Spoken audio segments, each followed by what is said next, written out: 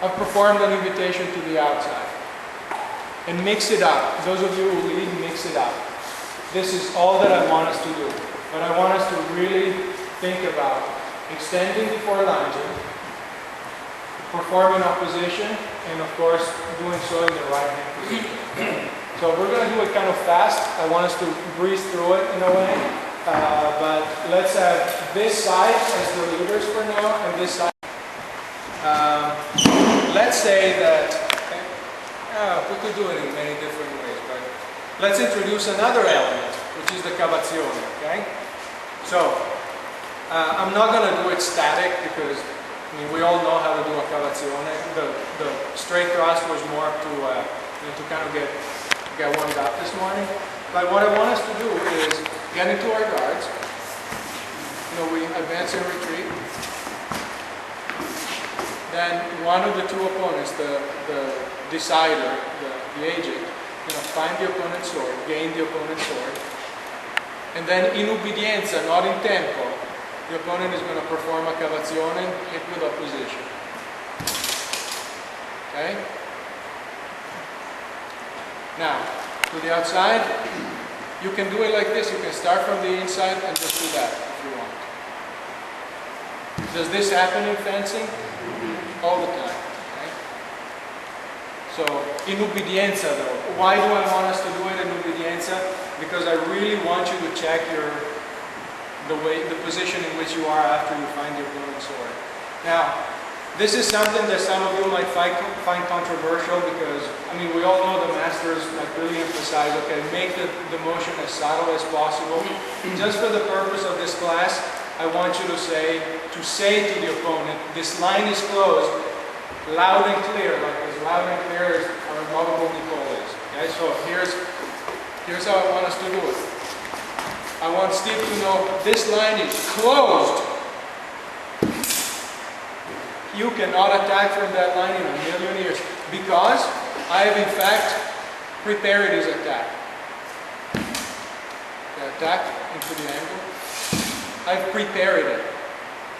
That's what really. That's really what the purpose is. Of course, the better you get, and especially the better your opponent is, the more subtly. Like it's like when you know someone really well, and you can say, and they will understand you. Right? Listen.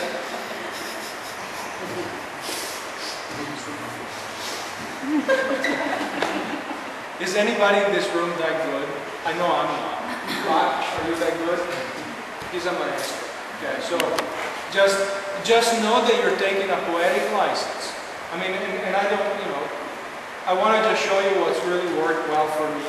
I don't want to impose you my way of training in rapier, but it's worked really well for us, right, Steve? So don't worry about the fact that the masters say no pressure. Just even if you don't want to put pressure, just really close that line. Am I putting any pressure on your blade?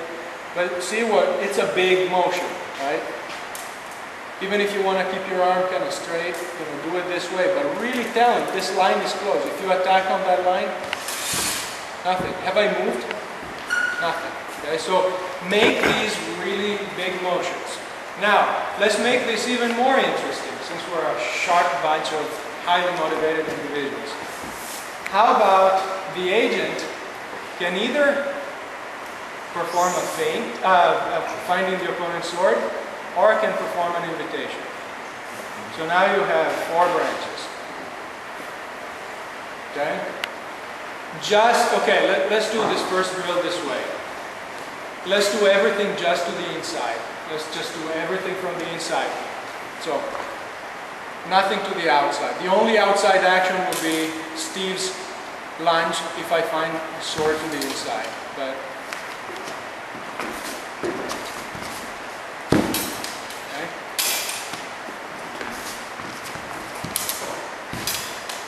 everything in ubbidienza, nothing in tempo. Don't worry, you're going to get your kicks with tempo later. Does this look okay? So let's do the first, kind of breeze through it, and let's do a few just to the inside, and then let's do inside and outside together. In which hand position is Steve attacking? It's gone.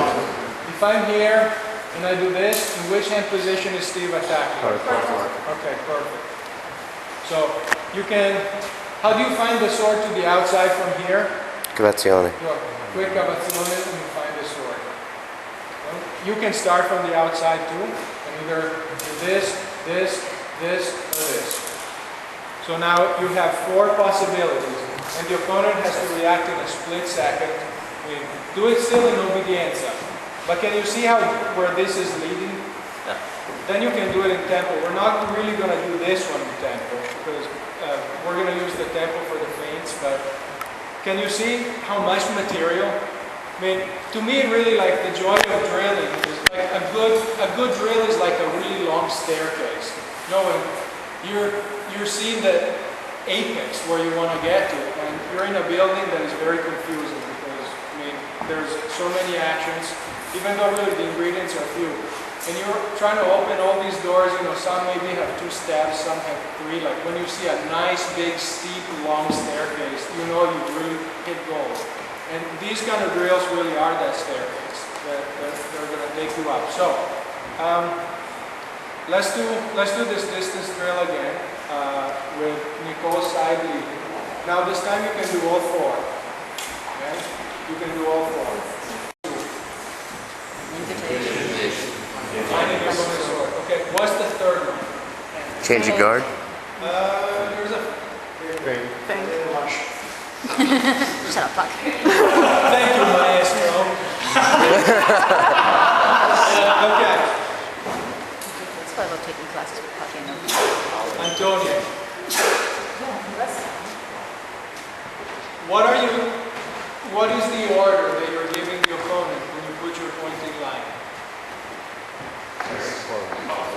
Parry, right? Or? A cavazione, another pointing line? No. Okay, when the point is in line, where is the point? In line. There's only one line. I mean, like, okay, there's a difference between, let's talk about semantics.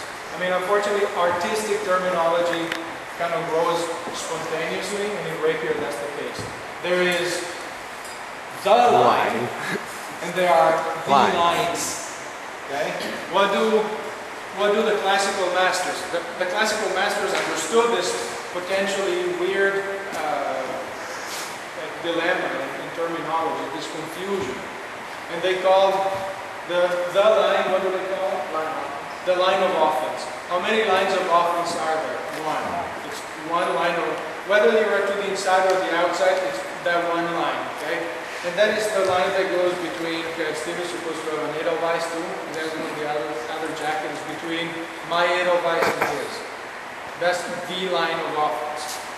Then there are the lines, and those are the 4 lines of rapier, which are Amen.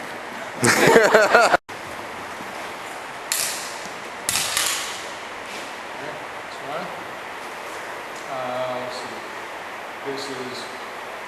This is 2. Invitation to the middle of the weapons.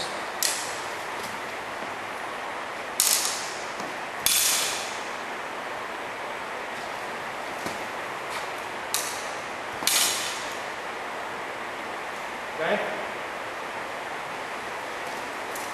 Everything clear?